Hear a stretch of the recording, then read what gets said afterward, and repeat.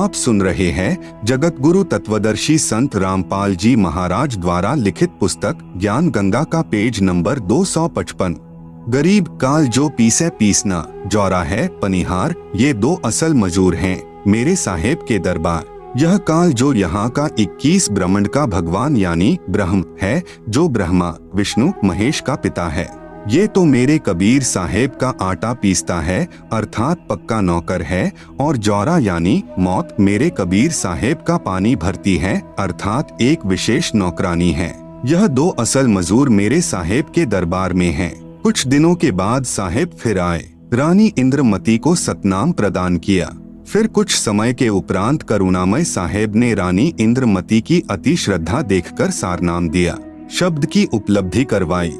जब साहेब जाते रहते थे तो इंद्रमती प्रार्थना किया करती थी कि मेरे पति राजा को समझाओ मालिक, यह भी मान जाए, आपके चरणों में आ जाए तो मेरा जीवन सफल हो जाए।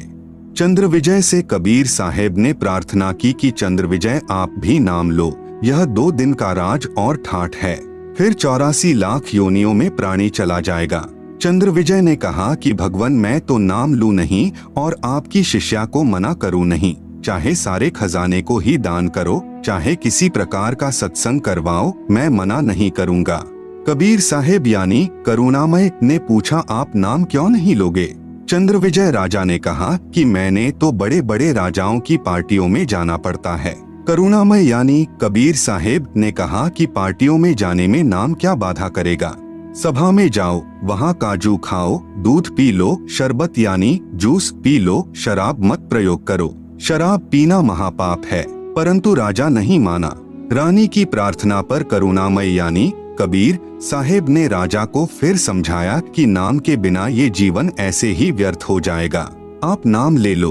राजा ने फिर कहा कि गुरुजी मुझे नाम के लिए मत कहना, आपकी शिष्या को मैं मना नहीं करूंगा, चाहे कितना दान करे, कितना सत्संग करवाए।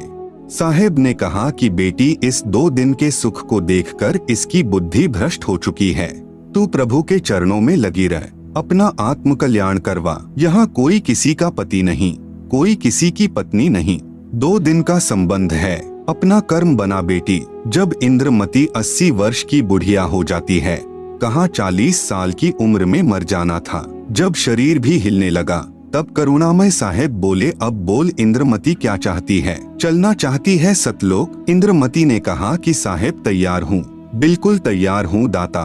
करुणामय साहेब ने कहा कि तेरी पोते या पोती में कोई ममता तो नहीं है? रानी ने कहा बिल्कुल नहीं साहेब, आपने ज्ञान ही ऐसा निर्मल दे दिया, इस गंदे लोक की क्या इच्छा करूँ? कबीर साहेब यानी करुणामय जी ने कहा कि चल बेटी। रानी प्राण त्याग गई। साहेब कबीर यानी करुणामय रानी इंद्रमती की आत्मा को ऊपर ले गए। इसी ब्रह्मांड में एक मानसरोवर है। आप सुन रहे हैं जगत गुरु तत्वदर्शी संत रामपाल जी महाराज द्वारा लिखित पुस्तक ज्ञान गंगा का पेज नंबर 256। उस मानसरोवर पर जाकर इस आत्मा को स्नान कराना होता है। इस प्राणी को वहाँ साहेब कुछ समय तक रखते हैं। अब पूछते हैं कि अब फिर बता दे कि तेरी कुछ इच्छा हो तो दोबारा जन्म लेना पड़ेगा, यदि मन में इच्छा रह गई तो सतलोक नहीं जा सकती। इंद्रमती ने कहा साहेब आप तो अंतर्यामी हो, कोई इच्छा नहीं है, आपके चरणों की इच्छा है, लेकिन एक मन में शंका बनी हुई है कि मेरा जो पति था उसने मुझे किसी भी धार्मिक कर्म में कभी मना नहीं किया, नहीं तो आजकल के पति अपनी पत्नियों को बाधा कर देते हैं। यदि वह मुझे मना कर देता तो मैं आपके चरणों में नहीं लग पाती, मेरा कल्याण नहीं होता। उसका इस शुभ कर्म में सहयोग का कुछ लाभ मिलता हो तो कभी उस पर भी दया करना दाता।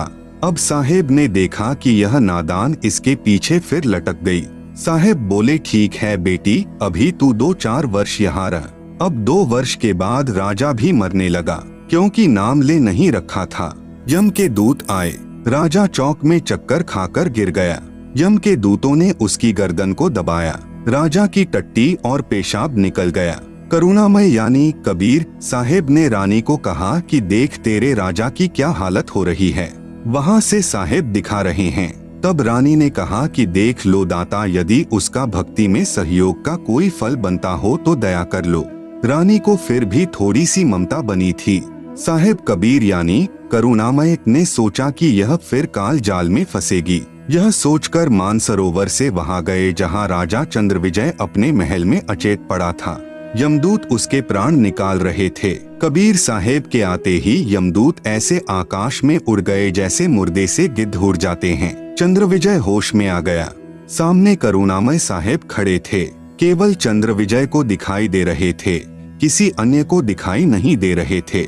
चंद्रविजय चरणों में गिरकर याचना करने लगा, मुझे क्षमा कर दो दाता, मेरी जान बचाओ। क्योंकि अब उसने देखा कि तेरी जान जाने वाली है। जब इस जीव की आंख खुलती है कि यह तो बात बिगड़ गई, मुझे क्षमा कर दो दाता, मेरी जान बचा लो मालिक। कबीर साहेब ने कहा, राजा आज भी वही बात है, उस दिन भी वही बात थी, नाम लेना होगा। राजा ने कहा, मैं नाम ले लूंगा जी, अभी ले लूंगा नाम। कबीर साहेब ने नाम उपदेश दिया तथा कहा कि अब मैं तुझे 2 वर्ष की आयु दूंगा। यदि इसमें एक श्वास भी खाली चला गया तो फिर कर्मदंड रह जाएगा। कबीर, जीवन तो थोड़ा भला, जय सत सुमरण हो, लाख वर्ष का जीवना, लेखे धरे ना को। शुभ कर्म में सहयोग दिया हुआ पिछला कर्म और साथ में श्रद्धा से 2 वर्ष के स्मरण से तथा तीनों नाम प्रदान करके कबीर साहेब चंद्रविजय को भी पार कर ले गए। बोलो सतगुरु देव की जय। जय बंदी छोड़। परमेश्वर कबीर साहेब जी सच्चे श्रद्धालु की आयु बढ़ा देता है तथा उसके परिवार की भी रक्षा करता है। उपरोक्त विवरण से सिद्ध हुआ। यह प्रमाण बहुत पहले के हैं। वर्तमान में साधारण व्यक्ति विश्वास नहीं करता। वर्तमान में पूज्य कबीर परमेश्वर की शक्ति से मुझ दास के द्वारा हुए कष्ट निवारण तथा आयु वृद्धि के ढेर सारे प्रमाण पढ़े पुस्तक परमेश्वर का सार संदेश